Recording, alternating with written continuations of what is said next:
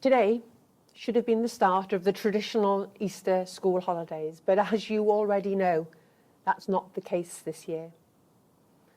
I want to take the opportunity once again to say thank you to all of our teachers and those supporting them for the work that you have done over the last couple of weeks to support the nation's efforts in its response to the coronavirus. You have responded with professionalism, passion, and commitment.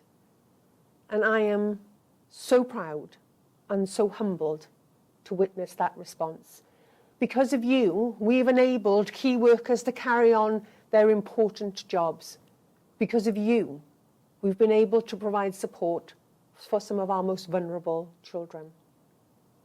Last week, I asked the profession to do even more. And once again, you have responded. Over the Easter holidays, including weekends and the bank holiday, schools will be open to carry on providing that vital service, allowing our key workers to get on with their jobs, safe in their knowledge that their children are being cared for. Thank you once again.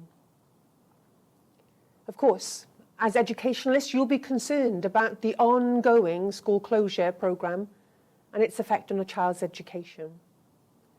I wish that schools could reopen after Easter, but sadly, we're not in that position at this time.